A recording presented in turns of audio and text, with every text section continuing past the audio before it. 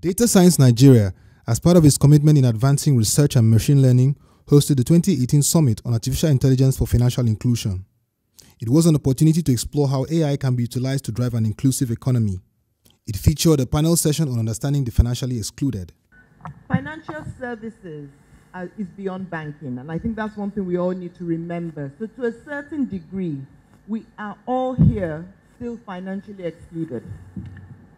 Okay, we're all financially excluded. When we think about the hierarchy of financial service products, we start with payments at the bottom of the pyramid. Then we move on to banking and credit and savings.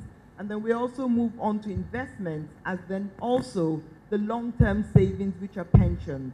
So we need to think about financial inclusion along that spectrum, not just within the banking and payment space. Then when we think about it in terms of the excluded, one of the things we also need to remind ourselves about Nigeria is, first of all, there is no such thing as homogeneity. And we are all looking at each other as, oh, well, because we all work, or because we're all Nigerians, we're all the same. We're not. Our behaviors, our habits, our traits, our aspirations are totally different.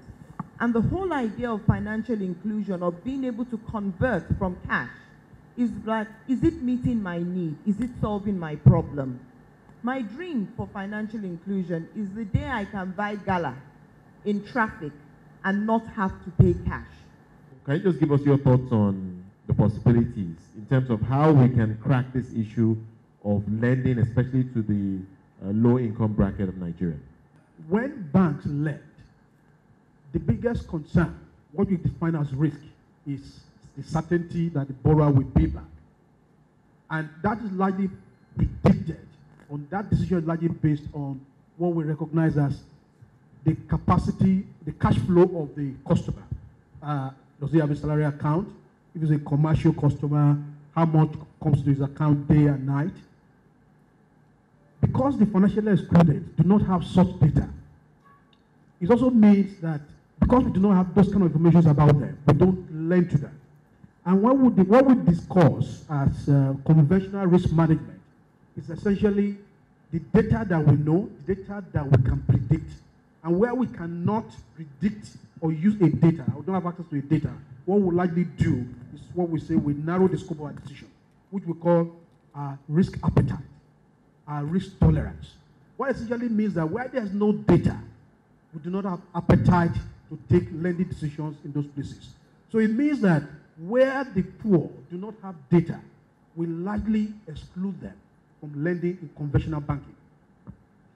What AI will allow us to do, much more than ever before, is the capability to use proxy data and information from what they do, how they farm, geospatial information like the nature of their farm, how green their farm is looking, which means that maybe they are close to their harvest. Many of this information we can now use to take better lending decisions in the future. What it will mean is that as we work with the financial ecosystem in this area, our capability to lend, to take better lending decisions, to manage risk, and include many of our people in banking and in credit will be strongly enhanced. And more importantly, the big issue for us is that there is a social mission to banking, which is to create increased prosperity. AI and financial inclusion will enable banks to fulfill a larger share goal of creating a more inclusive society. Because the more people can access credit, the more people can access their future income today, to take investment decisions today for their families and their future, for their business, the better inclusive, better prosperity will create for everyone in the country. I want to hear your thoughts on the relevance of AI and robotics in general. As the central bank is really the one leading the drive for greater inclusion in Nigeria, financial inclusion. So can you speak to the relevance of AI and robotics in what you're trying to do? What we've seen are 5 major things. And quite honestly, those are issues we really want AI to focus on before I talk about some other recent initiatives. The first one is the issue of income. And I think Dr. West alluded to that when she spoke as well. If people don't have the right economic opportunities or potentials, what are they going to save? What are they going to bank? What are they going to invest? If they took that loan, how will they repay? So the very first thing for us is the issue of economic opportunity. How do we get that going? Get people productive, get people into enterprises that can yield an income, and then we can have a conversation around financial services usage and adoption. When you've surmounted the first issue of having an economic enterprise, the second challenge is, are those services available? Are they close to you? So the challenge of access. Now, we know from statistics that there are still places in this country today in 2018 that you don't have a single bank branch or a microfinance institution. Insurance are not even available there. So if the services are not available, people cannot readily use. Now, we are excited by the advent of technology, financial services, that can actually transcend fiscal barriers and put those services in the hands of people. The third issue is the issue of eligibility. If people can be eligible for services, then one more barrier is eliminated. They can come into the formal economy.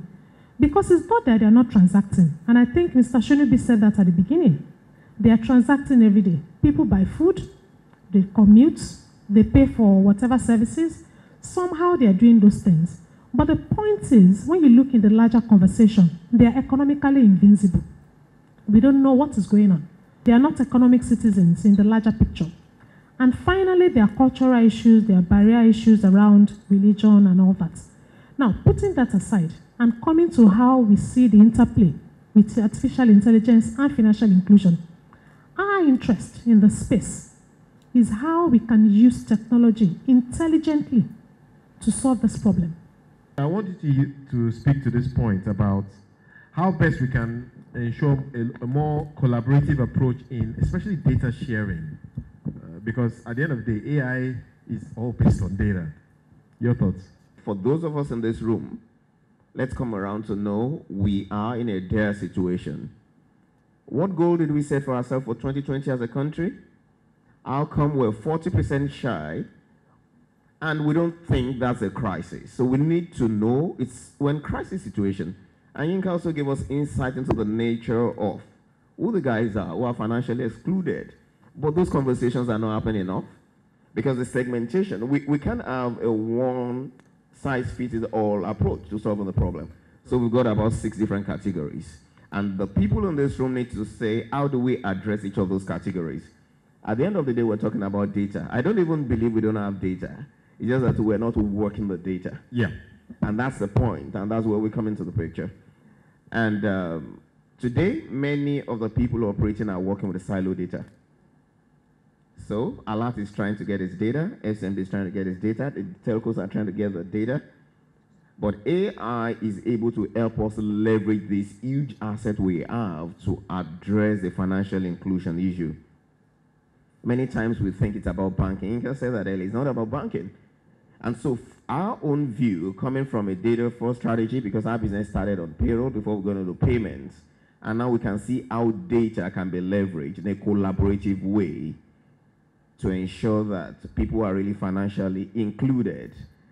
The convener of the summit, Mr. Deboye Odekombi, gave a brief overview of the 2018 bootcamp experience powered by DSN. The whole aim of Data Science Nigeria is to build an ecosystem for talent access, talent enrichment, and talent deployment.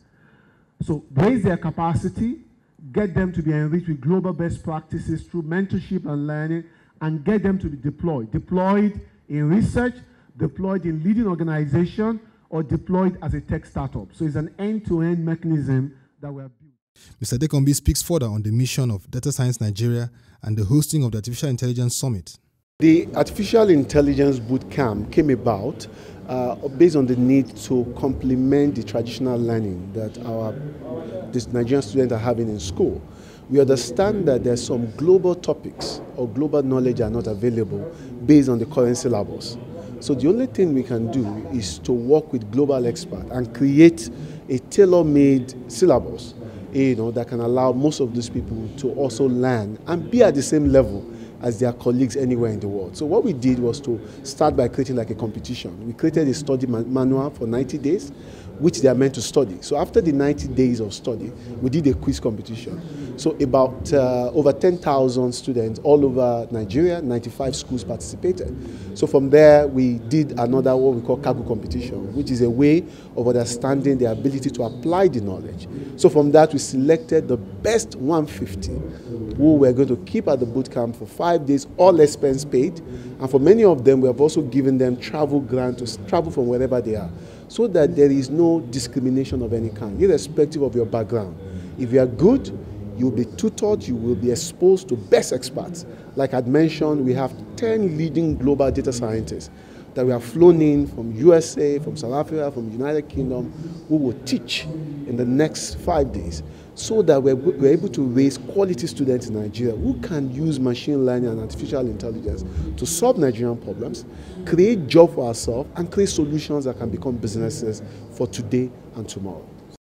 DSN has come a long way in shaping the narrative on leveraging artificial intelligence in Nigeria. With the support of stakeholders, data science, AI, and machine learning can be deployed to scale financial inclusion across the nation.